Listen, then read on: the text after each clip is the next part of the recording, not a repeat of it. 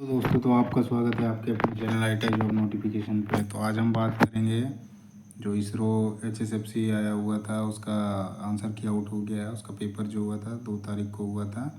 ठीक है, तो ये बेसिकली फिटर की है।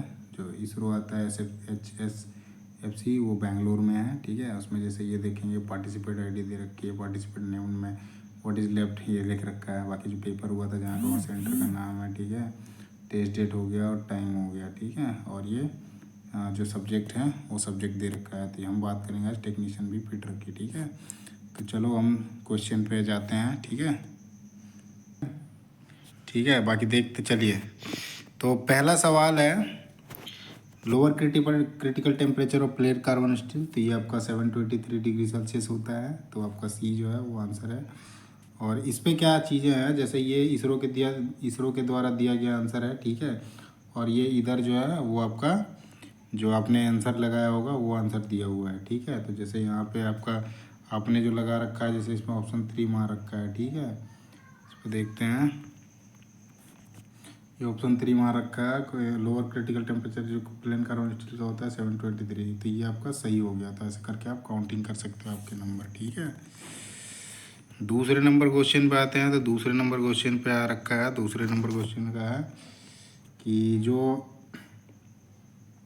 ड्रिल जिग के बारे में पूछा है, ideal for drilling thin and soft workpiece के लिए अवॉइड बेंडिंग। तो जो पतले और सॉफ्ट वर्कपीस होते हैं उनको बेंडिंग अवॉइड करने के लिए जो यूज़ होता है वो आपका कौन सा जिग यूज होता है। ठीक है, जिसमें उसमें ऑप्शन दे रखा था। तो ये आपका जो है आंसर वो सैंडविच जिग है। बाकी ट्रूनियन जिग जो होता है, ट्रूनियन जिग का यूज जो होता है सिक्योर करता है, सिक्योर होल्ड करता है वर्कपीस को जब ड्रिलिंग, और जो उसके पाइवटल पॉइंट वाले होते हैं उनमें सैंडविच ये ट्रूनियन जिग का यूज़ किया जाता है। उसके बाद जो आपका प्लेट जिग होता है, प्लेट जिग का बेसिकली यूज जो होता है जो लाइटर और इजिल हैंडल करना है उसमें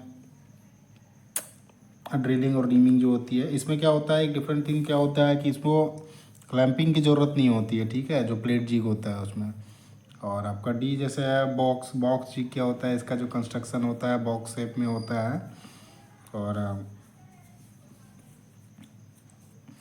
इसमें क्या होता है कि वही है, इसका भी ड्रिल और ड्रिल में होता है। और ये इसका एक अलग चीज़ क्या है कि इसका जो है ड्रिल बूसेस जो है वहाँ पे गाइड करने के लिए यूज़ किया जाता है। बूसेस जो होते हैं ना उस पर यूज़ किया जाता है। ड्रिल का जो बूस होता है वहाँ पे जो बॉक्स जिग का यूज़ किया जाता है। थर्ड नंबर क्वेश्चन पे देखते हैं, हीट ट्रीटमेंट से क्वेश्चन था। ठीक है, toughness and shock resistant induce in steel. तो हीट ट्रीटमेंट प्रोसेस में एक ऐसा है जहाँ पे टफनेस जो है और शॉक रेजिस्टेंस को इंड्यूस किया जाता है। तो उस प्रोसेस का जो नाम है उसका क्या है, तो वो टेम्परिंग होता है। ठीक है, इसमें क्या होता है, टफनेस और शॉक रेजिस्टेंस जो होता है वो इंड्यूस करता है और इसमें ब्रिटलनेस को वो घटाता है। ठीक है, एनिलिंग में क्या होता है कि ये सॉफ्ट बनाता है और ये हार्डनेस को रिड्यूस करता है, इसमें डक्टिलिटी बढ़ती है और ऐसा बनाता है जिसमें इसको आसानी से मशीन किया जा सकेगा। ठीक है, इसकी कूलिंग मेथड जो है एनिलिंग की वो फर्नेस में ही कूलिंग किया जाता है। ठीक है, फर्नेस में ही कूलिंग होता है। वहीं नॉर्मलाइजिंग में क्या होता है, नॉर्मलाइजिंग में इसमें क्या होता है, ग्रेन स्ट्रक्चर को डिफाइन करता है। ठीक है, इसमें फाइन और मोर यूनिफॉर्म जो होते हैं उसमें ग्राइंड स्ट्रक्चर होते हैं। ठीक है, और इसके बाद इंटरनल स्ट्रेसेस जो होते हैं उसमें निकाले जाते हैं। और इसका जो कूलिंग क्या है, ये कूलिंग जो होता है रूम टेम्परेचर पे होता है। ठीक है, जैसे एनलिंग का होता है फर्नेस में किया जाता है, तो आपका नॉर्मलाइजिंग जो होता है वो रूम टेम्परेचर जो होता है उसी पे कूलिंग होती है। मेन काम होता है इसका इंटरनल स्ट्रेसेस को जो होता है वो निकालना इसका मेन होता है। ठीक है, और इसमें क्या होता है, रीस्टोर करता है क्रिस्टलिन स्ट्रक्चर। ठीक है, उसके बाद हार्डनिंग में क्या होता है, वो कटिंग एबिलिटी को जो होता है और मोर स्ट्रेंथेबल करता है। उसके बाद इसमें जो हार्डनेस वियर रेजिस्टेंस वाला जो होता है वो हो जाता है। फिर उसके बाद इसमें कटिंग एबिलिटी जो होती है आ जाती है, काफ़ी स्ट्रेंथेबल भी हो जाता है। वहीं फोर्थ नंबर क्वेश्चन पे आते हैं। तो हवा का दाब दोगुना और तापमान आधा कर देने पर उसका आयतन क्या होगा। तो जब हवा का दबाव आप दोगुना करोगे और तापमान आधा कर दोगे तो आयतन जो होगा वो 1/4 हो जाएगा। ठीक है, तो पूर्व के आयतन का मतलब ये दोगुना करा है ना, इसका 1/4 हो जाएगा।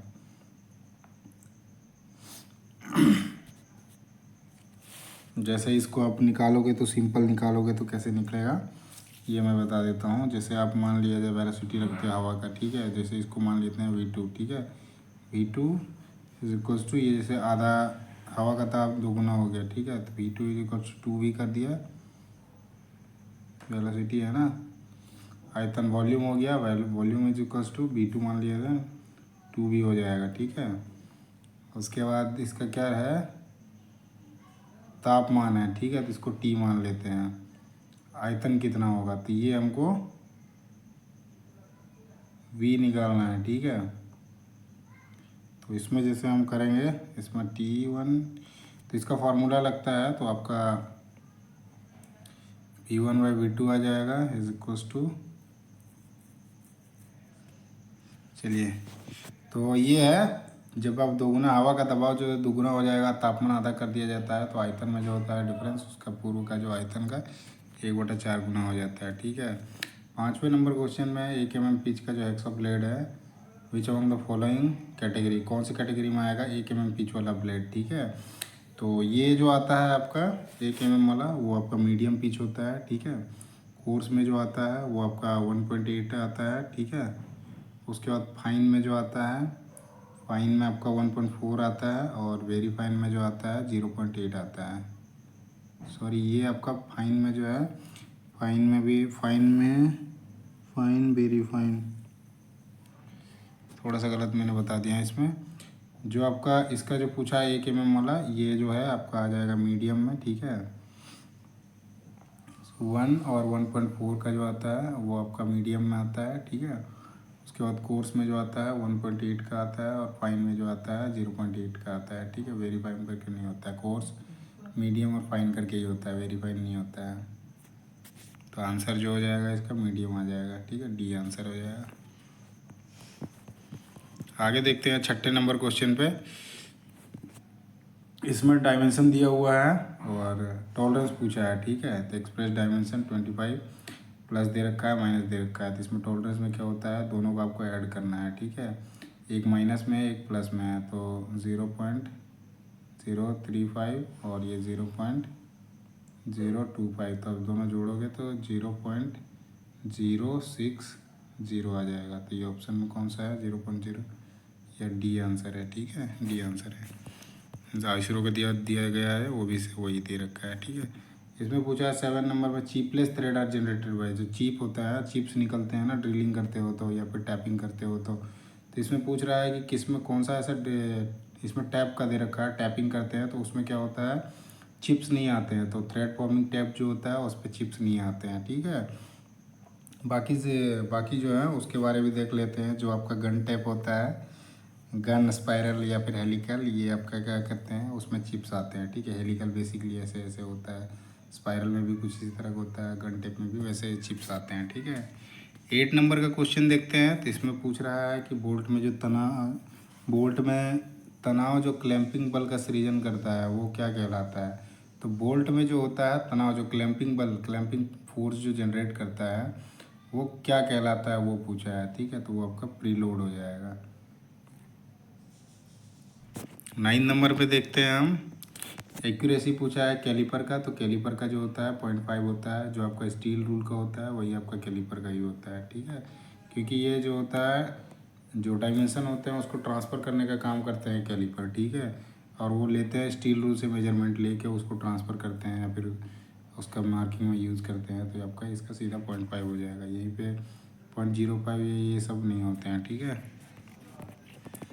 10 नंबर क्वेश्चन में देखते हैं। तो ऑयल बेस्ड जो फायर होता है उसके बारे में पूछा है, कौन से क्लास में आता है। तो ऑयल बेस्ड जो होता है वो आपका क्लास बी में आता है। क्लास ए में जो आता है जनरल फायर आता है, वुड पेपर क्लॉथ, ठीक है। उसके बाद क्लास सी में आपका गैस से रिलेटेड जो है वो सारे आएंगे, और डी में आ जाएगा मेटल से, और मेटल के साथ साथ ये इसमें इलेक्ट्रिकल फायर भी आता है, ठीक है। उसके बाद देखते हैं 11 नंबर क्वेश्चन। तो 11 नंबर क्वेश्चन में एसी वेल्डिंग सप्लाई है। तो एसी वेल्डिंग सप्लाई में क्या होता है, ठीक है। तो एसी वेल्डिंग जो सप्लाई होता है उसमें क्या होता है, करंट जो होता है वो हाई होता है। इसमें एम्पियर दे रखा है, ठीक है। हाई करंट और लो वोल्टेज होता है। तो आपका सी में जो है हाई एम्पियर लो वोल्टेज होता है। वहीं डीसी वोल्टेज में क्या होता है, लो वोल्टेज होता है और हाई करंट होता है। तो ऐसा कुछ है क्या, high current low voltage high current करके। तो जो वैसे एसी वेल्डिंग के बारे में पूछा है, ठीक है, तो इसमें हाई करंट होता है और लो वोल्टेज होता है। ये एम्पियर लिख रखा है, करंट का जो यूनिट होता है वो एम्पियर होता है। उसके बाद 12th नंबर क्वेश्चन में देखते हैं, the term allowance limit fit is usually referred at. तो पूछा है अलाउंस जो होता है लिमिट और फिट में यूजुअली क्या दिया जाता है, अलाउंस को कैसे दिखाया जाता है। तो मिनिमम क्लियरेंस बिटवीन जो होता है शाफ्ट एंड होल, जो कम से कम जो क्लियरेंस होता है शाफ्ट और होल के बीच में, उसी अलाउंस जो होता है उसी में लिमिट और फिट को यूजुअली अलाउंस जो है दिया जाता है। ठीक है, तो अलाउंस का मतलब पूछा है तो clearance between shaft and hole हो जाएगा। ठीक है, उसके बाद जैसे इसी में ऑप्शन देखते हैं तो मिनिमम मैक्सिमम क्लियरेंस ऐसा कुछ नहीं है, difference of tolerance hole and shaft. ठीक है, तो ये जैसे होल बेसिस सिस्टम या शाफ्ट बेसिस सिस्टम होता है ना, तो उसमें क्लियरेंस फिट का हो गया, difference maximum size and minimum size of hole. ठीक है, तो ये मैक्सिमम क्लियरेंस ऐसे मिनिमम क्लियरेंस ऐसे करके निकालूंगा, तो इसके लिए फॉर्मूले लगते हैं। ठीक है, 13 नंबर क्वेश्चन पे देखते हैं, what are the angle of over cut and up cut के बारे में पूछा है। तो ओवर कट जो होता है 71 डिग्री होता है और अप कट जो होता है 70 डिग्री होता है और ये 51 डिग्री होता है। ठीक है, ओवर कट जो होता है 70 और अप कट जो होता है 51, जो टीथ होते हैं फाइल में। ठीक है, ये फाइल हो गया, इसमें इसमें जो कट दिए होते हैं इस साइड से देता हूँ, उल्टा मैंने कर दिया। ठीक है, ऐसे देके, ठीक है, ये हैंडल हो गया। इधर से जो कट आएगा ये जो होता है ये होता है ओवर कट।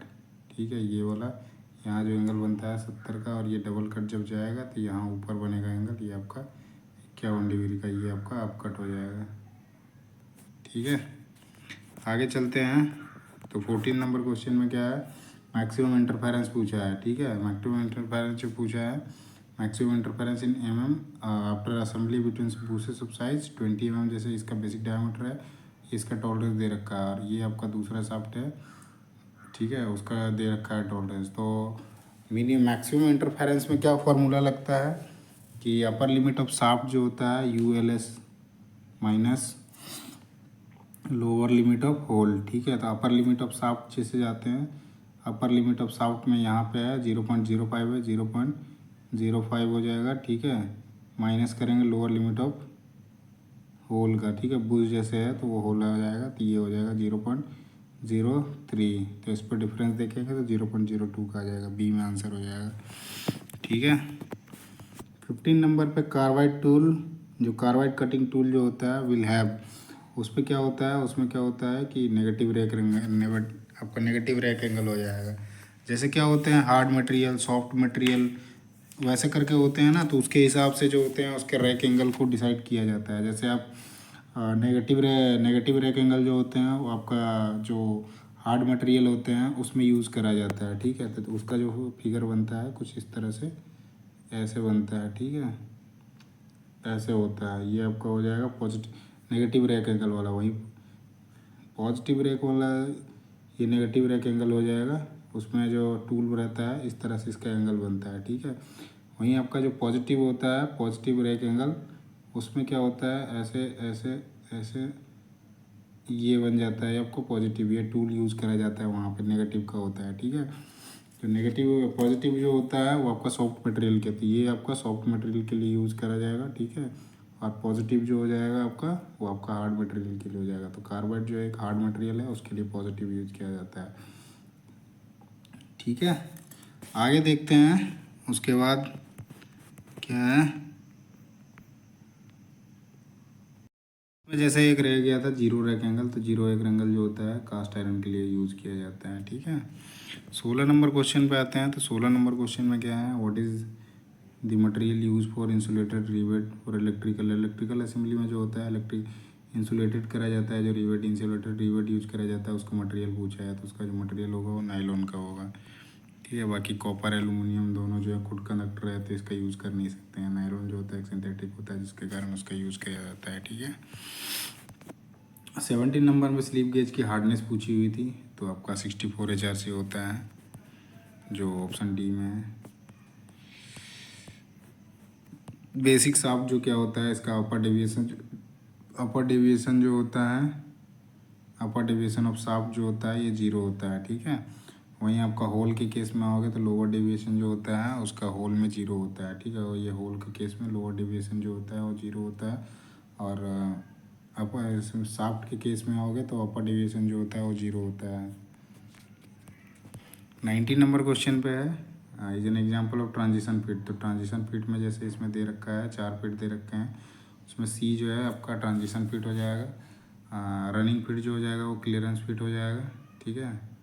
उसके बाद एक्सपेंशन और श्रिंकेज जो फिट हैं वो आपके इंटरफेरेंस फिट हो जाएंगे। ये दोनों जो है इंटरफेरेंस फिट है। रनिंग फिट जो है आपका क्लियरेंस हो जाएगा और आपका रिंगिंग फिट जो है वो ट्रांजिशन फिट का एग्जांपल है, ठीक है। 20 नंबर क्वेश्चन पे आते हैं। तो 20 नंबर क्वेश्चन पे क्या है, रिपलिंग। रिपलिंग पूछ रखा है, एक शब्द है, ठीक है। वो जो एक डिफेक्ट आता है गियर में, ठीक है, जो उसके टूथ होते हैं उसमें, तो उसके मेन कारण पूछा है, ठीक है। काउ ड्यू टू, कौन से कारण के कारण होता है, तो उसमें क्या होता है, साइक्लिक लोड पड़ती है, ठीक है। Cyclic load under high contact stresses, stresses बहुत ज़्यादा होते हैं जिसके कारण उसमें जो रिपलिंग करके आती है वो उसके कारण आती है, ठीक है। इस लोड के कारण जो साइक्लिक लोड होता है अंडर हाई कॉन्टैक्ट स्ट्रेस, जब गियर एक टूथ से दूसरे टूथ में जब टच करता है ना, उस टाइम पे जो है उसमें होती है, तब उस टाइम पे डैमेज करता है, उसका नाम है रिपलिंग। 21 नंबर क्वेश्चन पे आते हैं। दूसरा जैसे देखते हैं, जो आपका इनसफिशियंट लुब्रिकेंट, इसमें क्या होता है, फ्रिक्शन होकर वो घिस जाता है, ठीक है। फॉरेन मटेरियल लुब्रिकेंट ओवरलोड भी देते हो, उस केस में भी होता है, डैमेज हो सकता है, ठीक है, उसमें टूट सकते हैं। वैसे जनरली फ्रिक्शन हो पहले घिस जाता है, लुब्रिकेशन भी सही नहीं होगी तो उस केस में भी घिस जाएगा। बाकी ये जैसे रिपलिंग पूछा था तो ये आपका साइक्लिक लोड जो होता है कॉन्टैक्ट स्ट्रेसेस के कारण आती है, ठीक है। 21 नंबर क्वेश्चन में क्या है, किसी धातु का हवा में बार 150 kgf है और ये आपका पानी में 100 kgf है, तो इसका धातु का घनत्व कितना होगा, ठीक है।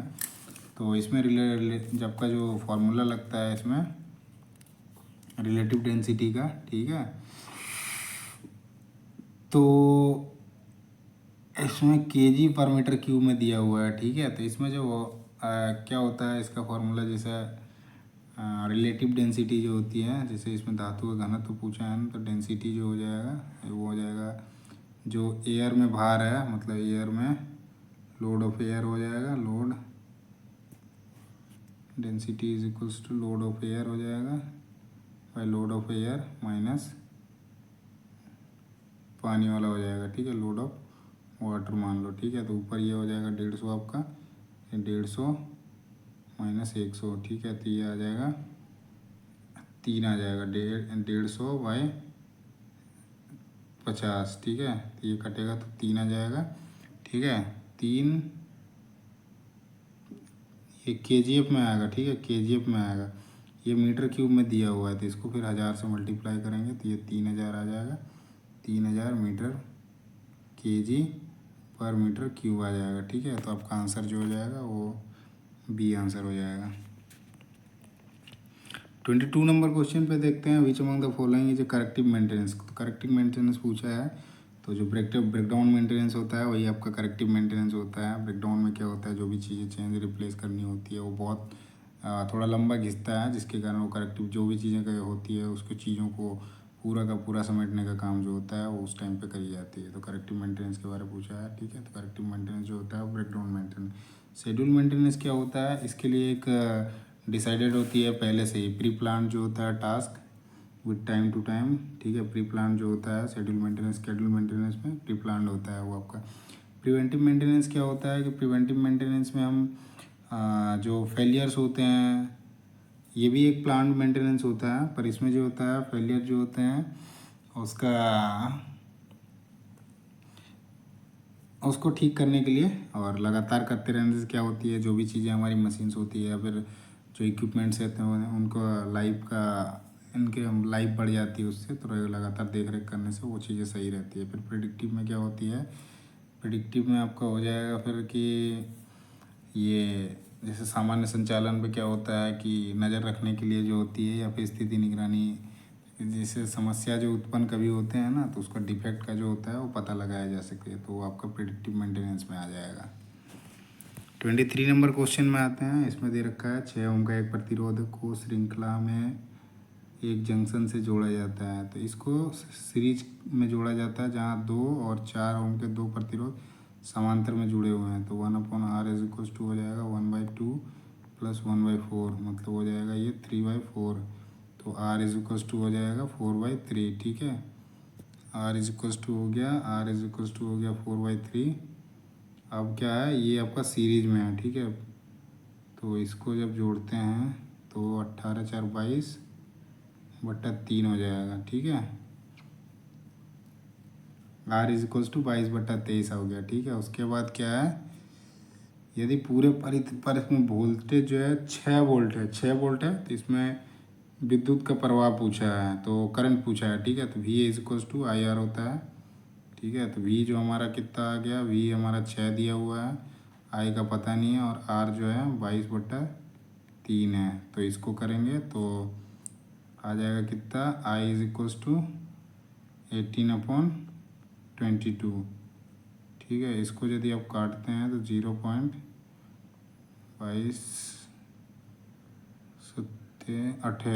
0.8 किसमें 0.8, ये है आपका पहला नंबर पे, तो 0.82 आ जाएगा। ठीक है, 18/22 करोगे तो 0.82 आ जाएगा। ठीक है, आगे देखते हैं 24 नंबर क्वेश्चन पे। तो 24 नंबर क्वेश्चन पे क्या है, द एक्चुअल लेंथ 1 मीटर है, length of drawing 5 centimetre, find the respective factor है। ठीक है, तो 1 मीटर का जो है, सिंपल सा है क्वेश्चन, 1 मीटर का जो लेंथ है उसका बोल रहा है, ड्राइंग जो है लेंथ 5 सेंटीमीटर है, रिस्पेक्टिव फैक्टर पूछा है, तो 5 सेंटीमीटर अपॉन 1 मीटर। ठीक है, तो आप मीटर में चेंज करोगे तो सेंटीमीटर में, तो ये आपका 100 हो जाएगा, मतलब ये 5/100 हो जाएगा। जब आप काटोगे तो 1/20 आ जाएगा। सी आंसर हो जाएगा, सी आंसर दिया हुआ है। ठीक है, 25 नंबर क्वेश्चन में ABC का पूछा है कि ABC जो होता है फर्स्ट एड में, उसका मतलब क्या है, तो एयरवेज ब्रीदिंग और सर्कुलेशन होता है। 26 नंबर क्वेश्चन पे देखते हैं, ए कार मूविंग वेलोसिटी 80 km/h है, brought to rest in 60 second, what is the retardation declaration experience by the car. ठीक है, तो 80 km/h है, इसको आंसर दिया मीटर पर सेकंड में, तो 80 को पहले हम चेंज कर देते हैं मीटर पर सेकंड में, तो 8×400/80 आ जाएगा। ठीक है, और 60 सेकंड इसको भी डिवाइड हो जाएगा, मतलब ये हो जाएगा आपका सीधा 80 इंटू 5/18 इंटू 60, तो ये कट जाएगा, 4 दूनी 8, 3 दूनी 6, 5 का 20, 18 3 54। इसको जब आप काटोगे, इसको काटोगे तो आ जाएगा आपका कितना आ जाएगा, ये आएगा पहले 0, यहाँ 200 हो जाएंगे ना, तो 0.3 है, 0.3 किस में है, 2 में है। ठीक है, तो इसको करोगे तो आपका आंसर जो आ जाएगा 0.37 आ जाएगा, ये आ जाएगा आंसर। जैसे मैंने बता दिया 80 आपका हो जाएगा मल्टीप्लाई, इसको किलोमीटर पर आवर को क्या करते हैं, किलोमीटर पर आवर से चेंज करने के लिए मीटर पर सेकंड में, मीटर पर सेकंड में करने के लिए, हर सेकंड में करने के लिए हम क्या करते हैं, 5/18 से मल्टीप्लाई करते हैं। तो जैसे 80 है उसको 5/18 से, और 60 सेकंड का पूछा था, इसको जो मल्टीप्लाई करोगे तो आपको ये आंसर आ जाएगा 0.37। 27 नंबर क्वेश्चन में है क्या, what the operation of shaping the grinding wheel. Shaping पूछ रहा है, shaping the grinding wheel to maintain concentricity हो जाएगा, तो उसमें ट्रूइंग हो जाएगा। ठीक है, उसके बाद ग्लेजिंग में क्या होता है, इसका आंसर जो है, शेपिंग पूछा है, कॉन्सेंट्रेसिटी विथ एक्सिस इज कॉल्ड, तो आपका वो ट्रूइंग हो जाएगा। ग्लेजिंग में क्या होता है, एक शाइनिंग आ जाती है, ग्राइंडिंग व्हील में चिप्स फंस जाते हैं, उसके बाद तो क्या होता है, वो सही से वो ग्राइंड नहीं कर पाता है, तो उसका उसका जो होता है उसको बोलते हैं ग्लेजिंग। और ड्रेसिंग जो होता है, रिस्टोरिंग द कटिंग, उसको क्या होता है, रिस्टोर करा जाता है उस पर जो कटिंग फेसेस होते हैं उस पर। ठीक है, तो वो आपका हो जाएगा ड्रेसिंग, रीशार्पेंट किया जाता है उसको। उसके बाद आते हैं 28 नंबर क्वेश्चन पे, which among the following comes under the machine safety category in workshop area. तो इसमें पूछा है, इसमें दे रखे हैं, इसमें से कौन सा है जो मशीन सेफ्टी कैटेगरी में आएगा वर्कशॉप एरिया में। ठीक है, तो ये आपका डी है, डू नॉट अटेम्प्ट ऑपरेटिंग, मतलब इसमें क्या है, आप machine until you know how to operate it properly. यदि आपको नहीं पता है तो आपको नहीं ऑपरेट करना है। तो यही चीज़ लिखा है, डू नॉट अटेम्प्ट ऑपरेटिंग, मतलब आप कोशिश ना करें चलाने का यदि आपको जानकारी नहीं है तो किसी भी मशीन को। 29 नंबर पे देखते हैं तो 29 नंबर रेक्टिफायर जो होता है एसी को डीसी में कन्वर्ट करता है, ठीक है।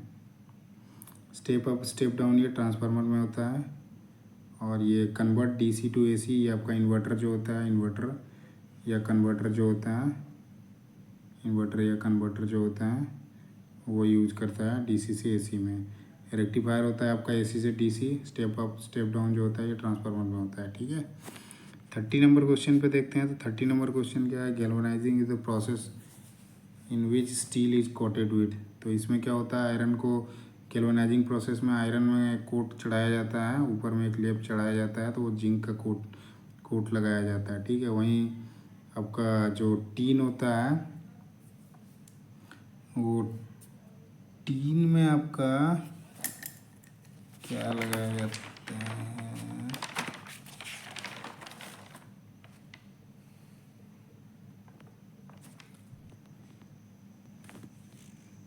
टीन का वैसा कुछ है नहीं, ठीक है। बाकी ये हो गया आपका जिंक का जो आपका गैल्वेनाइजिंग होता है, ठीक है। आगे देखते हैं 31 नंबर क्वेश्चन पे।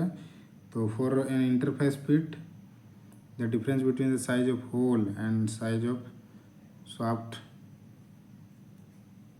बिफोर असेंबली इज, उसको क्या बोलते हैं। इंटरफेरेंस फिट में क्या होता है, difference between the size of hole और शाफ्ट के बीच का जो डिफरेंस होता है उसको क्या बोलते हैं, क्या होता है बोल के, ठीक है। इंटरफेरेंस फिट में तो वो आपका नेगेटिव होता है, ठीक है। 32 नंबर क्वेश्चन पे देखते हैं। तो 32 नंबर क्वेश्चन क्या है, the arc length in arc welding is called. Normal arc length जो होता है आर्क वेल्डिंग में उसको क्या बोलते हैं, ठीक है, आर्क लेंथ को। तो वो होता है कि जो डिस्टेंस होता है इलेक्ट्रोड और टिप के बीच में, distance between electrode tip and the base metal. जो इलेक्ट्रोड टिप होता है जैसे आपका जहाँ से छूट रहा है और जहाँ पे आप वेल्डिंग कर रहे हो उसके बीच का जो डिस्टेंस होता है, बेस मेटल अप्रोक्सीमेटली इक्वल और either the diameter of core, जिसके इसके कोर के बराबर का जो होता है 1 mm 1.5 mm ऐसे कुछ होता है, ठीक है। अब जितना डायमीटर होगा उसके हिसाब से होगा, तो उसके हिसाब से जो डिस्टेंस होता है टिप और बेस मेटल के बीच में अप्रोक्सीमेटली होता है, और फिक्स वैल्यू नहीं होता है, तो वो आपका जो होता है आर्क नॉर्मल आर्क लेंथ होता है, ठीक है। 33 नंबर क्वेश्चन पे देखते हैं हम। तो 33 नंबर क्वेश्चन पे क्या है, which type of rivet is use for avoid projection in assembly. तो प्रोजेक्शन कहाँ पे अवॉइड होगा, ये प्लेट है, तो ऐसे से जब बनेगा तब ये अंदर घुस जाएगा, तो ये आपका काउंटर सिंक होता है, ठीक है। तो प्रोजेक्शन को कहाँ पे अवॉइड किया जाता है, वो आपका काउंटर सिंक में होता है। तो सी है। कोनिकल हेड जो रिवेट होता है वो लाइट असेंबली के लिए यूज़ करी जाती है, ठीक है। और पैन हेड जो होता है वो स्ट्रक्चरल असेंबली होती है, स्ट्रक्चरल में ज़्यादा यूज़ किया जाता है, ठीक है।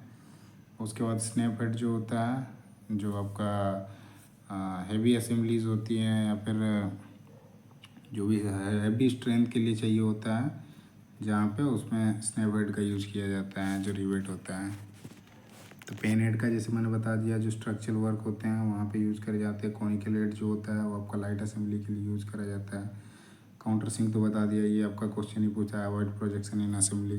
उसके बाद स्नैप हेड जो होता है वेरी स्ट्रेंथेबल होता है, बहुत मजबूती पकड़ता है। और हैवी जो जहाँ पे हैवी रिवेट किया हैवी स्ट्रक्चर हैवी यूज़ जहाँ पे होता है, जैसे आप एग्जांपल के तौर पे ले लो जो हावड़ा का ब्रिज है वो पूरा स्नैप हेड टाइप के ही रिवेट यूज़ करे गए हैं उसमें। 34 नंबर क्वेश्चन में क्या है, वर्नियर कैलिपर जो vernier main scale list count of 1 mm, ठीक है। तो ये वर्नियर कैलिपर की बात कर रहा है, ठीक है, वर्नियर कैलिपर की।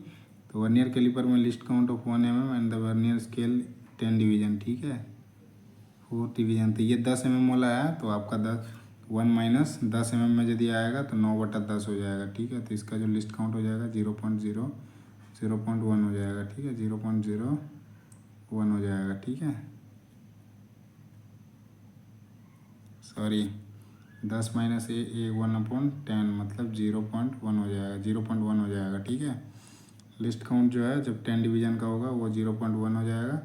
अब इसमें 30 mm जो है वो मेन डिवीजन है, ठीक है। Main division main scale reading जो है 30 है, प्लस 30.00 प्लस में हो जाएगा आपका 4 डिवीज़न है, ठीक है, वर्नियर स्केल के, तो ये आ जाएगा 0.1 इंटू 4, तो 4 हो जाएगा, ठीक है, तो 30.4 हो जाएगा, तो पी आपका आंसर हो जाएगा। 35 नंबर क्वेश्चन में देखते हैं, हीट ट्रीटमेंट से है। तो हीट ट्रीटमेंट प्रोसेस में पूछा है कि on steel to soften the steel and improve machinability. तो हीट ट्रीटमेंट प्रोसेस में क्या होता है कि जो स्टील होता है उसको सॉफ्ट करा जाता है और उसको मशीनेबिलिटी के लिए बनाया जाता है। तो उसमें जो प्रोसेस होता है वो आपका एनीलिंग होता है, ठीक है। एनीलिंग प्रोसेस में क्या होता है, सॉफ्ट होता है और मशीनेबिलिटी के लिए उसको प्रोसेस किया जाता है, हीट ट्रीटमेंट का प्रोसेस किया जाता है और उसमें तैयार किया जाता है उसके लिए, ठीक है। वहीं आपका कार्बोराइजिंग को देखोगे तो कार्बोराइजिंग में क्या होता है, कार्बन परसेंटेज को इंक्रीज़ करी जाती है, ठीक है। उससे क्या होता है कि हार्डनेस बढ़ेगी, ठीक है। वहीं नाइट्राइडिंग जो होता है ये आपका कार्बोराइजिंग और नाइट्राइडिंग जो है ये दोनों के दोनों, जैसे एनीलिंग जो हो गया आपका हीट ट्रीटमेंट प्रोसेस हो गया, ठीक है। वहीं आपका कार्बोराइजिंग और नाइट्राइडिंग जो है, कार्बोराइजिंग और नाइट्राइडिंग जो है आपका ये केस हार्डनिंग प्रोसेस में आता है। तो कार्बोराइजिंग में क्या होता है कि कार्बन का परसेंटेज बढ़ाया जाता है और जो केस होता है एक्सटर्नल सरफेस होता है उसको हार्ड किया जाता है, जबकि इंटरनल जो होता है वो आपका सॉफ्ट ही मिलेगा। वही नाइट्राइडिंग में क्या होती है, इसमें अमोनिया गैस यूज़ करा जाता है और उसके द्वारा करके फिर उसको हार्ड किया जाता है। 36 नंबर क्वेश्चन पे देखते हैं, इसमें दिया हुआ है त्रिभुज है, उसका एंगल दिया हुआ है, ठीक है। जैसे ये एंगल हो गया 30 हो गया, ये 90 हो गया और ये 60 हो गया, ठीक है। विपरीत भुजाएं किस अनुपात में होगी वो पूछा हुआ है, ठीक है। तो आप साइन का सीधा वैल्यू लगाओ, तो A/sin 30, B/sin 60 और C/sin 90, ठीक है।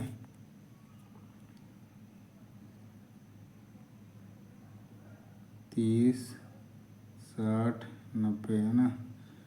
तो इसको ABC करने के लिए मैं क्या करता हूँ, सबसे पहले A/sin 30 रेशियो में बोला है ना, अनुपात में है, तो अनुपात में B/60 और C/90। अब साइन का निकालोगे सबका ना, 3 का होता है 1/2 होता है, जैसे ABC हो जाएगा, इसका 1/2 हो जाएगा और इसका आता है √3/2 आता है और इसका 1 आ जाएगा, ठीक है। जब इसको कैलकुलेशन करोगे तो आपका ये आ जाएगा 1√3 और ये एलसीएम आएगा तो यहाँ पे 2 हो जाएगा। तो ये B फाइनल जो आएगा A/B/C वो आ जाएगा 1√3 और 2, तो ये कौन सा है, C में है। 37 नंबर क्वेश्चन पे देखते हैं, फॉर सेम कटिंग स्पीड, ठीक है, लार्जर डायमीटर। तो उस केस में क्या होगा, आपका एक का सीट सेम है तो उस केस में आरपीएम जो होगा वो सेम हो जाएगा, सॉरी लेसर हो जाएगा, कम हो जाएगा आरपीएम, ठीक है। वहीं यदि आप डायमीटर आप लार्ज की जगह स्मॉल डायमीटर करते हो तो वहाँ पे आपका हायर आरपीएम हो जाएगा। 37 नंबर क्वेश्चन में जो पूछा था लार्ज डायमीटर के लिए जो कटिंग स्पीड सेम रखा है तो उसमें आरपीएम कितना होगा, तो कम होगा। बाकी हायर जो होता है वो आपका जब ये डायमीटर कट जाएगा तो उसमें हायर हो जाएगा। 38 नंबर क्वेश्चन पे देखते हैं, 15 kg का एक वर्गाकार बॉक्स है, एक क्षैतिज पर रखा हुआ है, ठीक है। 15 kg का है एक वर्गाकार बॉक्स और बॉक्स के सतह के बीच का घर्षण गुणांक जो है 0.15 है। बॉक्स को 15 मीटर खिसकाने के लिए कितने कार्य की आवश्यकता होगी, जबकि गुरुत्व दे रखा है 10 मीटर पर सेकेंड, ठीक है। तो हम इसको टोटल वर्क निकालते हैं, ठीक है। Total work is equals to आ जाएगा, जो ये वर्गाकार बॉक्स के जो है ये दे रखा है, किसी सतह पे रखा है, उसको 15 kg का है, मास आ जाएगा 15। उसके बाद जो उसका घर्षण गुणांक हो जाएगा ये आ जाएगा 0.15, ठीक है। और ये आपका किसका 15 मीटर लेके जाना है, ठीक है। और जी का मान दिया हुआ है 10। टोटल जब मल्टीप्लाई करोगे ये सबको, जैसे इसका फार्मूला जो होता है, अब फार्मूला पे जैसे देखते हैं तो इसका जो फार्मूला होता है एक एक करके निकालने से, जैसे टोटल वर्क निकालोगे तो W हो जाएगा आपका एफ के एफ के म्यू के, ठीक है। और एन होता है, तो एन जो है वो mg हो जाएगा। एन को mg मान लेंगे जब ये करेंगे, तो फाइनल आपका जो है सबको आप मल्टीप्लाई कर दोगे। 15 × 15 आपका 225 हो जाएगा, इंटू 15 × 15 करोगे 225 आ गया, इंटू ये जी का मान हो जाएगा 10 इंटू 0.15, ठीक है। तो ये आपका 2250 आ जाएगा इंटू 0.15, ठीक है। इसको जब मल्टीप्लाई करोगे तो आपका आ जाएगा 337.5 आ जाएगा, ठीक है। हाँ, आपका सी आ जाएगा आंसर। 39 नंबर क्वेश्चन पे देखते हैं। तो 39 नंबर क्वेश्चन में क्या है, type of drill use soft material like aluminium is called. Soft material जो होता है उसके लिए क्विक हेलिक्स ड्रिल जो होता है वो यूज़ किया जाता है, ठीक है। उसके बाद जैसे इसमें जनरल हेलिक्स दे रखा है, तो ये जनरल पर्पस के लिए होता है। वहीं आपका जो स्लो हेलिक्स वाला है ये आपका प्लास्टिक के लिए यूज़ करा जाता है। वहीं आपका मीडियम हेलिक्स जो होता है वो आपका जनरल पर्पस के लिए ये भी होता है। और आपका जनरल तो है वो तो जलक। उसके बाद सम टाइम क्या होता है कि लार्ज हेलिक्स वाले मिलते हैं, तो वो जहाँ डीप होल होते हैं अंदर ज़्यादा इंटरनल होते हैं, होल करने होते हैं, वहाँ पे यूज करे जाते हैं। तो इसमें जैसे सॉफ्ट मटेरियल के बारे में पूछा है, तो क्विक हेलिक्स टाइप का जो ड्रिल होता है वो यूज किया जाता है। 40 नंबर क्वेश्चन पे देखते हैं। Imaginary circle on which 2 mating part gear SIM. जैसे ये हो गया गियर आपका, ठीक है। तो इसमें जो होता है एक ये होता है, ये आपका रूट सर्कल होता है, ये आपका टॉप सर्कल हो गया। ये बीच वाला पूछ रहा है, इमेजिनरी लाइन होता है, इसके बारे में पूछ रहा है, तो ये आपका पिच होता है, पिच सर्कल हो जाएगा, ठीक है। The imaginary circle which 2 mating gear, जब ये इस साइड से भी एक गियर जब मिलेगा ना, तब यहाँ पे इमेजिनरी लाइन बनेगी, ठीक है। तो रोलिंग, तो ये आपका ऐसे करके ऐसे बनेगा, ठीक है। ऐसे बनता है गियर का, ठीक है। आपका पिच सर्कल हो जाएगा। टिप सर्कल जो टॉप हो जाएगा इसमें, ये वाला ये आपका टिप सर्कल हो जाएगा। रूट सर्कल जो निचला भाग हो जाएगा वो आपका रूट सर्कल हो जाएगा। उसके बाद बेस सर्कल करके कुछ नहीं होता है। 41 नंबर क्वेश्चन पे है। 41 नंबर क्वेश्चन पे, how many number of cut will be there over a length of 10 mm। 10 mm फॉर 250 mm लॉन्ग। मास्टर फाइल में जाओगे तो उसके अलग अलग होते हैं, जैसे 150 mm के आपके आ जाएंगे, 250 mm के आ जाएंगे, 150, 250, 200 के भी होते हैं, ठीक है, 250, उसके बाद 300 के होते हैं। सब में अलग अलग जाओगे तो लेंथ पूछा है 10 mm का है, तो वहाँ पे जो हो जाएगा आपका नंबर ऑफ कट जो हो जाएंगे वो 10 हो जाएंगे, ठीक है। तो आपका सी आंसर हो जाएगा। 42 नंबर क्वेश्चन पे देखते हैं। किसी गोले की खंड की त्रिज्या है 2 मीटर है और आर्क की लंबाई 4 है। खंड का क्षेत्रफल क्या होगा, ठीक है। तो इसका किसी गोले की खंड की त्रिज्या है 2 मीटर, ये है 2 हो जाएगा, लंबाई हो जाएगा इसका 4। तो इसका जो आंसर हो जाएगा सीधा 4 मीटर स्क्वायर हो जाएगा, ठीक है। 4 स्क्वायर यदि करते हैं 4 × π/7 टू आर स्क्वायर, 4 4 4 से 4, ये आ नहीं रहा है 4। इसका जो आंसर हो जाएगा 4 मीटर स्क्वायर हो जाएगा, ठीक है। आगे देखते हैं। थर्ड एंगल प्रोजेक्शन के बारे में पूछा है। इसमें इंडिकेशन दे रखा है कौन सा है थर्ड एंगल प्रोजेक्शन। तो आपका ये जो पहला है वही थर्ड एंगल का है, और बी जो है ये फर्स्ट एंगल प्रोजेक्शन है, ठीक है। इसमें थर्ड एंगल प्रोजेक्शन पूछा था। तो 43 नंबर क्वेश्चन का जो है वो आंसर फर्स्ट है, ठीक है। और फर्स्ट एंगल का जो होता है वो आपका ये होता है, ठीक है। आगे आते हैं। जो 44 नंबर क्वेश्चन है उस पर आते हैं। तो 44 नंबर क्वेश्चन पे PCDA का मीन्स पूछा है, तो उसका होता है प्लान, डू, चेक, एक्ट, ठीक है। प्लान, डू, चेक और एक्ट, सी आंसर है। 45 नंबर क्वेश्चन पे देखते हैं। तो what is the number highlighted part in the hammer. Hammer का ये हाईलाइटेड पार्ट का नाम पूछा है, तो ये आपका जो है चिक हो जाएगा। फेस जो है निचला वाला भाग फेस हो जाएगा। पिन जो है ये ऊपर वाला पिन हो जाएगा। आयोल जो है इधर सामने दिख रहा है वो आयोल हो जाएगा।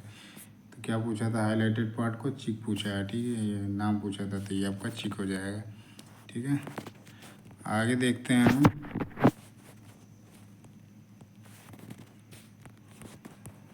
जो 46 नंबर क्वेश्चन है इसमें दे रखा है higher tension ratio in belt causes. इसमें आंसर जो दे रखा है वो आपका बेल्ट लूजनिंग एंड स्लिप का दे रखा है, जबकि इस पे आंसर जो होगा higher effective pull for transmission required power हो जाएगा। ठीक है, 46 नंबर का। ठीक है, तो आप इसको चाहो तो आप इसको कर सकते हो, ऑब्जेक्शन डाल सकते हो। बाकी जैसे होता है बेल्ट टाइटनिंग एंड ब्रेकेज जो होता है उसके पीछे का जो रीज़न होता है वो क्या होता है कि उसमें क्या होता है बेल्ट टाइटनिंग एंड ब्रेकेज, उसमें क्या होता है ब्रेकेट और जो होता है उसमें क्या होता है बेल्ट का जो टेंशन होता है वो हाई होता है, बहुत ज़्यादा ही हाई होता है, और उसमें क्या होता है कि स्ट्रेच या टूटने के चांसेस होते हैं। वहीं लूज एंड स्लीप कंडीशन में क्या होता है कि इसमें क्या होता है कि टेंशन जो होती है वो बढ़ जाती है, टेंशन रेशियो जो होती है वो बढ़ जाती है, और जो पावर ट्रांसमिशन है वो भी बढ़ जाता है। ठीक है, और उसमें क्या होता है गिरने के भी चांसेस ज़्यादा होते हैं। No effect on belt. आगे देखते हैं 47 नंबर क्वेश्चन में, यदि चरम प्रतिबल 40 kg पर mm² है, सुरक्षा कारक 2 है, 7 mm व्यास के धातु के तार से वजन किस रूप में निलंबित किया जा सकता है। ये क्वेश्चन थोड़ा सा अलग ही है, तो ठीक है इसका आंसर मैं बता देता हूँ, बाकी देखता हूँ ये थोड़ा को 770 kg हो जाएगा। ठीक है, अगला क्वेश्चन जो है वो 48 नंबर में है, zig zag riveting polygon formation. तो जिग जैग जो होता है इस तरह से जैसे रिवेट आता है 2 प्लेट में आता है। ठीक है, इधर एक हो गया, एक इधर हो गया, एक इधर हो गया, तो ये बोल रहा है आप कैसा फॉर्मेशन करेगा। ठीक है, ट्रायंगुलर है, चैन पेंटागन है, तो इसमें देखोगे आप इस तरह से ये ट्रायंगुलर शेप में बनता है, तो आपका आंसर दिया हुआ है ट्रायंगुलर का। ठीक है, चैन में क्या होता है कि लगातार होंगे, ऐसे होंगे ना, वो आपका चैन हो जाएगा, बाकी ऐसे तो बनता नहीं है, ट्रायंगुलर का हो गया। ठीक है, तो 49 नंबर क्वेश्चन पे देखते हैं हम। तो difference between maximum limit of size and minimum limit of size, तो ये आपका टॉलरेंस होता है। ठीक है, डेविएशन में क्या होता है कि जो बेसिक मैक्सिमम लिमिट ऑफ जो साइज़ का होता है, साइज़ को लेकर मैक्सिमम लिमिट साइज नहीं होता है। ठीक है, उसमें क्या होता है जो शाफ्ट का साइज जो दे रखा है डेविएशन उस पर होते हैं। ठीक है, डेविएशन में क्या होते हैं जो फिट होता है, फिट का साइज होता है मैक्सिमम और मिनिमम के बीच में जो फिट का साइज दिया है, जैसे 20 दे रखा है। ठीक है, 20.003, तो ये जैसे ये 20 हो गया। ठीक है, और ये जैसे इसका अपर लिमिट हो गया। ठीक है, तो बेसिक साइज़ का जो यहाँ पे लोगे और मिनिमम लोगे उसके बीच का जो डिफरेंस होता है वो आपका डेविएशन होता है। ठीक है, ये जैसे 20 हो गया और उसके बाद ये दे रखा है, तो ये आपका सीधा डेविएशन हो जाएगा। उसमें फिर जैसे प्लस और माइनस में दिया रहेगा तो एक अपर डेविएशन हो जाएगा, जैसे 0.3 और माइनस में 0.3, तो ये एक अपर डेविएशन एक लोअर डेविएशन हो जाएगा। मार्जिन जो होता है वो आपका ड्रिल में होता है। 50 नंबर क्वेश्चन में है OE का पूछा है। ठीक है, ओवरऑल इक्विपमेंट इफेक्टिवनेस, समटाइम क्या होता है इसका फुल फॉर्म ही पूछ लेता है, OE का फुल फॉर्म क्या होता है, तो ओवरऑल इक्विपमेंट इफेक्टिवनेस। बाकी इसका पूछ रखा है फॉर्मूला, तो अवेलेबिलिटी, प्रोडक्टिविटी और क्वालिटी होता है। ठीक है, तो आंसर दे रखा है ये। 51 नंबर क्वेश्चन क्या है, at the percentage of carbon increase in steel. Increase करोगे जैसे जैसे कार्बन इंक्रीज करोगे तो वो क्या होगा। अच्छा, ये क्वेश्चन अलग है। ठीक है, कार्बन इंक्रीज करोगे तो वो हार्ड होते जाएगा, लेकिन यहाँ पूछा है डिक्रीज, तो डक्टिलिटी जो होगा वो कम होते जाएगा। ठीक है, इसके हिसाब से पूछा है, क्योंकि हार्डनेस क्या होती है उसमें बढ़ती है, लेकिन इसमें डिक्रीज लिख रखा है। ठीक है, इसमें डिक्रीज लिख रखा है, ये जो यहाँ पे देखोगे डिक्रीज होती है, तो क्या डिक्रीज होती है, डक्टिलिटी जो होती है और डिक्रीज होती है, और हार्डनेस जो है वो बढ़ती है। 52 नंबर क्वेश्चन में देखते हैं, ड्रिल साइज पूछा हुआ है, ड्रिल साइज कैसे निकालोगे आप ड्रिल साइज। ठीक है, तो ड्रिल साइज का जो फॉर्मूला होता है वो रीमर साइज माइनस जो होता है under size plus over size. जैसे 10 दे रखा है, माइनस करोगे अपर साइज जो होगा, जैसे लोअर साइज अपर साइज लिख लो प्लस लोअर साइज लिख लो, फिर जो टोटल होगा जैसे 0.10, ठीक है, प्लस 0.15 आ जाएगा। ठीक है, इसको करोगे तो इसका आ जाएगा 9.75 आ जाएगा। ठीक है, आंसर ये दे रखा है। ठीक है, आगे जैसे देखते हैं the lead tin based alloy जो होता है एंटी फ्रिक्शन प्रॉपर्टी जो होती है is use for making bearing. तो लेड टीन बेस्ड जो एलॉय होता है जिसका एंटी फ्रिक्शन प्रॉपर्टीज होती है उसमें बियरिंग में क्या बियरिंग बनाने के लिए जो यूज़ किया जाता है वो कौन सा होता है, तो आपका बेवड मेटल होता है। ठीक है, टीन में सोल्डर में भी होता है लेड और टीन का, लेकिन उसमें मात्रा अलग होती है। उसके बाद ब्रास जो होता है इसमें कॉपर और जिंक का मिक्स होता है, ब्रॉन्ज में होता है कॉपर और टीन का मिल होता है। ठीक है, अगला क्वेश्चन देखते हैं 54। तो 54 नंबर में क्या है, the chemical compound use for मस रस्ट रिमूवल का पूछ रहा है। ठीक है, तो जो रस्ट रिमूवल होता है chemical point joint before soldering is cold. तो सोल्डरिंग करने से पहले उसमें अप्लाई करी जाती है, तो वो आपकी जो होती है वो फ्लक्स होती है। ठीक है, जो रस्ट को क्या होती है निकालती है, और सोल्डरिंग से पहले इसका यूज़ किया। स्लैग में क्या होता है, जो उसके बाद जैसे डिपॉजिट हो जाती है, हमने सोल्डरिंग कर दिया उसमें जो डिपॉजिट होता है एक्स्ट्रा वो आपका स्लैग होता है। वही प्राइमर जो होता है, प्राइमर आपका पेंट रिमूवर, पेंट करने से पहले जो होता है उस सरफेस को क्लीन करने के लिए प्राइमर यूज़ किया जाता है। ईचेंट का तो ऐसा कुछ सुना नहीं है। ठीक है, बाकी जो क्वेश्चन पूछा था सोल्डरिंग में, जैसे सोल्डरिंग करने से पहले जो हम रस्ट रिमूवल के लिए यूज़ करते हैं केमिकल कंपाउंड उसको बोलते हैं आपका फ्लक्स। ठीक है, उसके बाद अगले क्वेश्चन पे आते हैं 55 नंबर में। कैप नट क्या करता है, कैप नट जो है वो प्रोजेक्टिंग थ्रेड जो बाहर थ्रेड होते हैं उसको सेफ रखने के to protect the projecting thread, जो थ्रेड दिखते हैं उसको सेफ रखने के लिए जो होता है कैप नट का यूज़ करा जाता है। ठीक है, और जैसे इसमें सेकंड नंबर क्वेश्चन ऑप्शन में to prevent the nut from turning loose standard locking action. आगे देखते हैं हम, तो ये इसके लिए क्या होता है ना, इनके लिए हम ये यूज़ करते हैं आपका वाशर जो होते हैं, वाशर यूज़ करते हैं जिससे वो बियरिंग सरफेस को बढ़ा देता है, तो शॉक को जो है एब्जॉर्ब कर लेता है, जिसके कारण वो जो है नट जो होता है वो लूज नहीं होता है। 56 नंबर क्वेश्चन पे देखते हैं, इसमें दे रखा है। ठीक है, which type of drill use for drilling normal low carbon steel. तो एन टाइप का जो होता है, टाइप एन का, वो नॉर्मल जो होता है लो कार्बन स्टील के लिए यूज होता है। वहीं आपका एस टाइप का जो होता है वो आपका सॉफ्ट मटेरियल के लिए यूज होता है। इसमें एंगल भी पूछे जाते हैं। ठीक है, तो जैसे हो गया अलग अलग होता है, तो जैसे एक हो गया 10 से 13।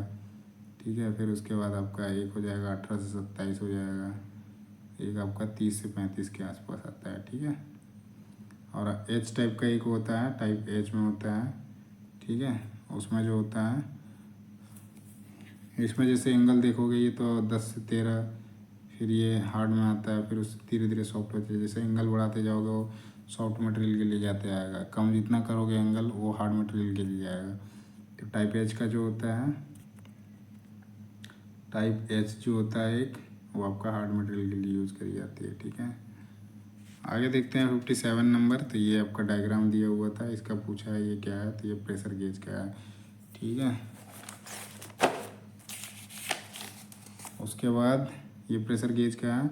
उसके बाद जैसे फ़िल्टर दिया हुआ है। ठीक है, तो फ़िल्टर जो होता है इसका इसका आपको ऐसे रेक्टेंगल जो इस शेप में मिलेगा, और ये लाइन कट के नीचे ऐसे कटा हुआ रहता है। ठीक है, तो ये फ़िल्टर का होता है। ठीक है, उसके बाद जो लुब्रिकेटर होता है, लुब्रिकेटर का भी इसी तरह से होता है, थोड़ा सा इसमें चेंजिंग होती है, ऊपर से खाली होता है, ये आपका लुब्रिकेटर का हो जाता है। ठीक है, उसके बाद ये ड्रायर का जो होता है, ड्रायर में भी शेप जो बनता है यही बनता है, लेकिन इसके ऊपर और नीचे दोनों कटे होते हैं, ऐसे ड्रायर का होता है। ठीक है, तो ये आपका प्रेशर गेज का हो गया, ये आपका फ़िल्टर का हो गया, ये आपका लुब्रिकेटर का हो गया। ठीक है, और ये आपका ड्रायर का हो गया। 58 नंबर क्वेश्चन पे देखते हैं। तो 58 नंबर क्वेश्चन पे क्या है, विच अमंग द फॉलोइंग रिस्पायरेटरी, मतलब सांस लेने से जो होता है उसकी सुरक्षा के लिए है, वो पर्सनल प्रोटेक्टिव इक्विपमेंट कौन सा है, तो नोज मास्क जो है वो आपका सांस लेने से सुरक्षा के लिए है। ठीक है, वही आपका एयर मफ जो होता है कान की सुरक्षा के लिए होता है, ग्लव्स जो होता है हाथ के लिए होता है, फेस शील्ड जो होता है वो फेस के लिए होता है, जैसे वो आप वेल्डिंग करते हो तो उस टाइम पे इसका यूज़ करते हैं फेस शील्ड का।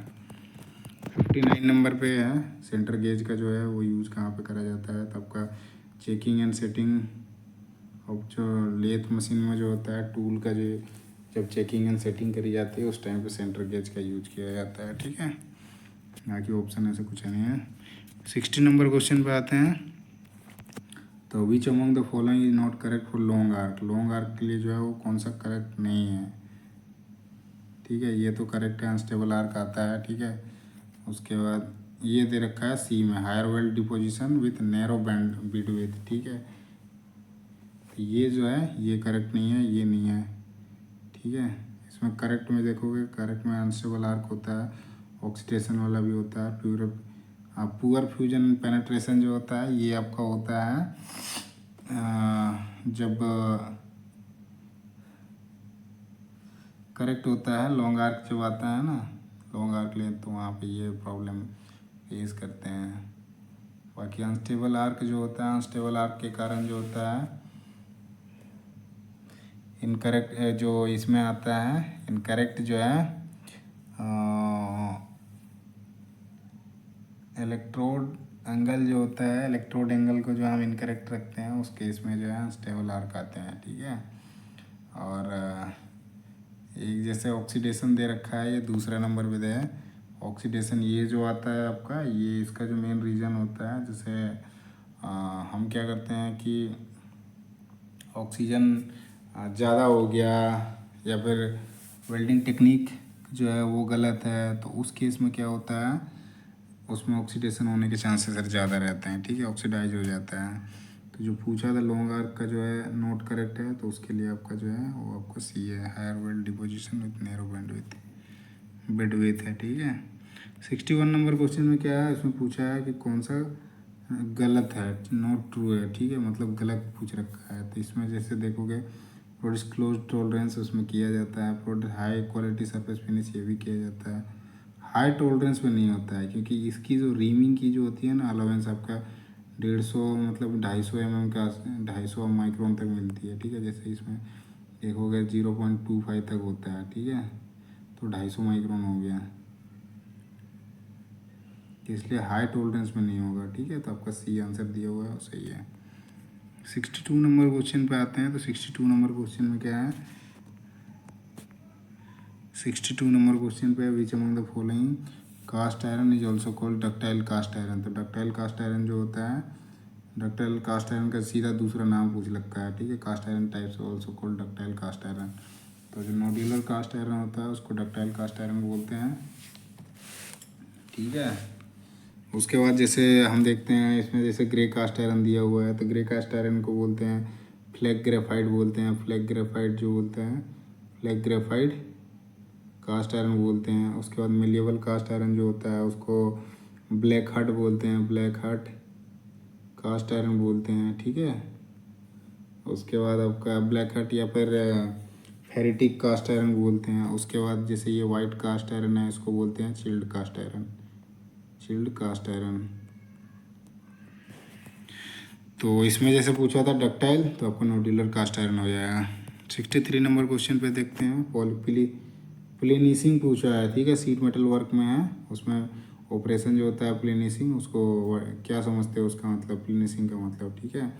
तो इसका मतलब है to make metal surface smooth by hammering its over stake और ब्लॉक, मतलब स्टेक या ब्लॉक की सहायता से हैमरिंग करके जो उसमें स्मूथ सरफेस बनाया जाता है उसी को बोलते हैं प्लेनिशिंग, ठीक है।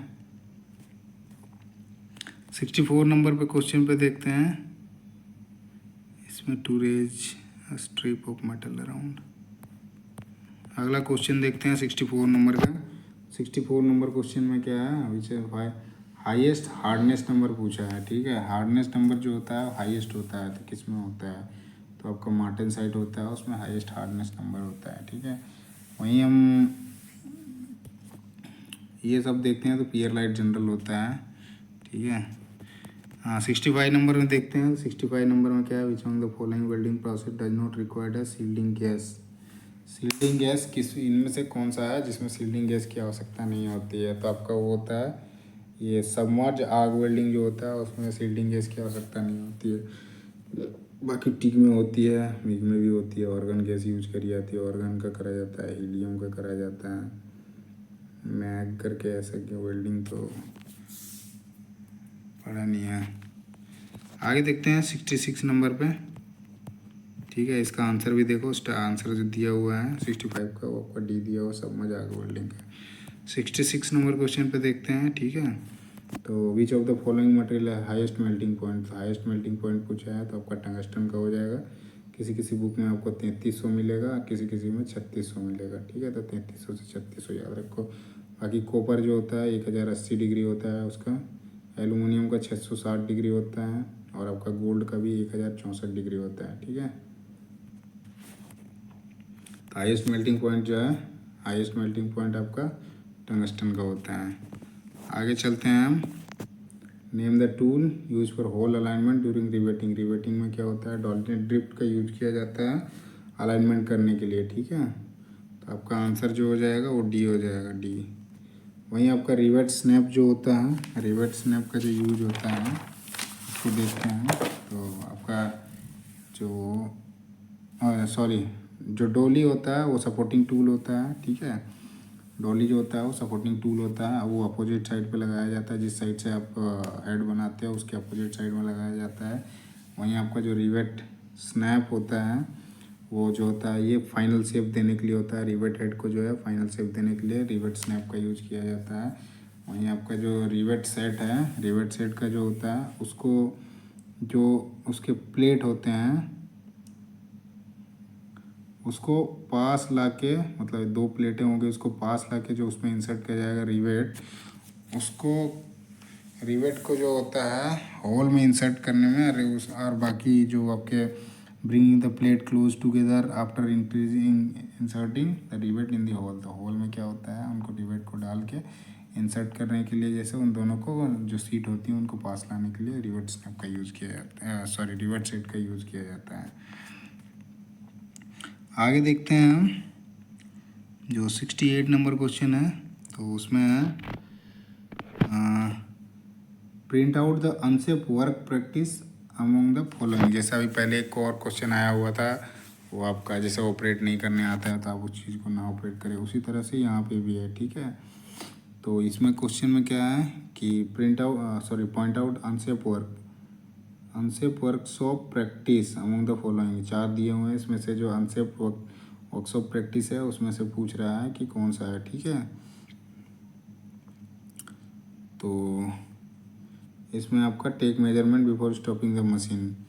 तो जब भी आप मशीन चल रहा होता है तो कोशिश करें उस समय में किसी भी टाइप का मेजरमेंट ना लें, उसको जब भी लेना है। अब जैसे इसमें अनसेफ प्रैक्टिस वर्कशॉप प्रैक्टिस, ये क्या होता है, अवॉइड टीचिंग वाला ये अलग ही चीज़, इलेक्ट्रिकल इक्विपमेंट विथ हैजर्ड इस पर नहीं। तो मेन में जो आपको पूछा है उसके हिसाब से आप जाओगे, दैट जो आपको जो चीज़ नहीं घूम रहा है मूविंग एलिमेंट को, जैसे उसमें नहीं टच करना होता है, उसके हिसाब से इसने आंसर दे रखा है, ठीक है। क्योंकि ये जो होता है अवॉइड ये सही कह रखा है। तो यदि आपका भीगा हुआ हाथ है तो आपको इलेक्ट्रिकल इक्विपमेंट का छूने का ज़रूरत नहीं है। Avoid walking under suspended load, जहाँ पे लोड होता है चल रहा होता है उसके नीचे नहीं जाना है, ठीक है। ये सही सही लिखा हुआ है। ये were not damage tools immediately, ये भी कह रहा है कि रिप्लेस कर दें सीधा, ठीक है। लेकिन अनसेफ प्रैक्टिस क्या है, ये है कि मशीन जब मूव कर रहा हो उस टाइम पे आपको बिना मतलब स्टॉप किए हुए मेजरमेंट नहीं लेना चाहिए। 69 नंबर क्वेश्चन पे देखते हैं। तो 69 नंबर क्वेश्चन पे क्या है, फास्टनर के बारे में पूछा है। Belonging to property class 5.8। तो ये जो 5.8 है ये लो और मीडियम कार्बन स्टील के जो होते हैं उनके लिए यूज़ किया जाता है। वहीं आपको कभी मिलेंगे 8.8 मिलेंगे, तो वो जैसे स्टील के लिए होते हैं, ठीक है। ये फास्टनर प्रॉपर्टी होती है, इसमें जैसे क्लास दिया हुआ होता है अलग अलग। तो ये 5.8 के बारे में पूछा था, लो और मीडियम कार्बन स्टील के लिए उपयोग होता है। वहीं 70 नंबर क्वेश्चन पे आते हैं। तो कैलोराइजिंग जो है, कैलोराइजिंग एक प्रोसेस है कोटिंग की, स्टील को कोटिंग किया जाता है। तो कैलोराइजिंग में जो होता है मुख्य तत्व जो होता है या फिर मुख्य चीज़ जो होती है वो क्या होती है उसके बारे में पूछा है, ठीक है। तो कैलोराइजिंग जो होता है एलुमिनियम पाउडर का यूज किया जाता है कैलोराइजिंग में, ठीक है। उससे स्टील को कोटिंग करी जाती है जिससे क्या होता है रस्ट फ्री रहेगा। वहीं आपका जिंक पाउडर में क्या होता है, जिंक पाउडर में आपका सेरेडाइजिंग होता है, पाउडर में सेरेडाइजिंग होता है। और वही जिंक का जो लिक्विड होता है, जिंक का लिक्विड जो होता है उसमें आपका गैल्वेनाइजिंग होता है, ठीक है। उसके बाद टीन और लेड का तो कुछ होता नहीं है। 71 नंबर क्वेश्चन पे देखते हैं। तो BIS के हिसाब से दे रखा है, इसमें पूछा हुआ है। तो दो जो आपके फिनिश माइक्रोन mm में दे रखा है। तो सरफेस रफनेस पूछा है, ठीक है। सरफेस रफनेस जो है टू ट्रायंगल का, वो किसके बीच में आता है? तो आंसर दे रखा है 1.6 to 6.3। वहीं हम आगे देखते हैं बाकी जो होते हैं और भी होते हैं। इसमें से 4 तरह के होते हैं। जैसे दो ट्रायंगल का देख दिया, ठीक है। सिंगल ट्रायंगल का जो होता है उसका जो रेंज होता है आपका 12.5 से लेकर 50 तक होता है, ठीक है। समटाइम आपको 25 मिलेगा, 12.5 तक 50 तक रहता है, तो या 25 तक मान के चलो, ठीक है। वैसे जनरली 50 तक होता है, तो 50 कर देते हैं। 1 ट्रायंगल जो होता है उसमें आपका 12.5 से लेकर 50 तक होता है। वहीं आपका दो ट्रायंगल तो हो गए 1.6 to 6.3। आपके जो 3 ट्रायंगल होंगे उसमें जो होता है 3 ट्रायंगल वाले में 0.2 से लेकर 0.8 तक होता है। और आपका 4 ट्रायंगल जो हो जाएगा, 4 ट्रायंगल वाले जो हो जाएंगे वो आपका 0.025 से लेकर 0.1 तक होता है, ठीक है। इसमें अलग अलग n करके होते हैं, N1 N2। जैसे 4 वाले जो हो जाएंगे, 4 ट्रायंगल वाले जो हो जाएंगे, 4 ट्रायंगल वाले, ये आपका जो हो जाएगा N1 से लेकर N3 तक हो जाएगा। वहीं आपका 3 ट्रायंगल वाले जो हैं वो आपका N4 से लेकर N6 तक हो जाएगा, N4 से N6 तक हो जाएगा। वहीं आपका 2 ट्रायंगल वाले तो दे रखा है, उसमें जैसे N7 से N9 तक हो जाएगा 2 ट्रायंगल वाला, N7 से लेकर N9 तक हो जाएगा। इसके सारे यूज़ भी अलग अलग हैं, ठीक है। रफनेस जो होता है, सरफेस रफनेस उसके हिसाब से यूज होता है। जैसे ये ग्राइंडिंग के लिए होते हैं, ये वाले ग्राइंडिंग के लिए होते हैं। लेपिंग के लिए जो होता है 0.025 से लेकर 0.25 से लेकर 51 तक होता है। ऐसे ये होता है, ठीक है। 72 नंबर क्वेश्चन पे देखते हैं। तो 72 नंबर क्वेश्चन में भी फॉर्मूला पूछा हुआ है, rivet interference for forming round head riveting. Round head riveting का पूछ रखा है। तो ये आपका रिवेट डाया हो जाएगा, उसका रेंज जो होता है 1.3 से 1.6 तक होता है, ठीक है। जो राउंड हेड रिवेटिंग होती है उसको बनाने के लिए जो उसमें रिवेट इंटरफेरेंस होता है उसका फॉर्मूला पूछा है। तो रिवेट का जो डाया लिख लो, जैसे 5 ले लो डाया, ठीक है। उसके बाद उसका रेंज होगा 1.3 से लेकर 1.6 तक। जैसा होगा प्लेट के हिसाब से उसको डिसाइड किया जाएगा, उसके बीच का करा जाएगा, ठीक है। 73 नंबर क्वेश्चन पे देखते हैं। तो 73 नंबर क्वेश्चन पे क्या है, इसमें 1 फीट दे रखा है, ठीक है। इसमें H7J6 दे रखा है। तो इसमें पूछा है ये कौन सा फिट है, ठीक है। तो ये जो हो जाएगा आपका J जैसे है, तो J आपका जो होता है वो ट्रांजिशन फिट होता है। J में J का 6, तो ये आपका ट्रांजिशन फिट B हो जाएगा। अब देखते हैं जैसे क्लियरेंस फिट में। तो क्लियरेंस फिट में जो होता है A से लेकर H तक होता है। टोटल जो होते हैं 8 होते हैं। वहीं आपका ट्रांजिशन फिट में जो होता है, ट्रांजिशन फिट में S होता है, J होता है, K होता है, M होता है और N होता है। तो टोटल जो होते हैं इसमें 5 होते हैं। वहीं इंटरफेरेंस फिट में देखेंगे तो इसमें आपका P आ जाएगा, Q आ जाएगा, R आ जाएगा, S आ जाएगा, T आ जाएगा, U आ जाएगा, V आ जाएगा। उसके बाद इसमें क्या होते हैं X, W नहीं होता है, W नहीं होता है, तो W के बाद X हो जाएगा, Y आ जाएगा, फिर Z आ जाएगा, फिर ZA आ जाएगा, फिर आपका ZB आ जाएगा, फिर एक ZC आ जाएगा। तो टोटल जो होते हैं वो 13 होते हैं। तो इंटरफेरेंस में ही सबसे ज़्यादा होते हैं।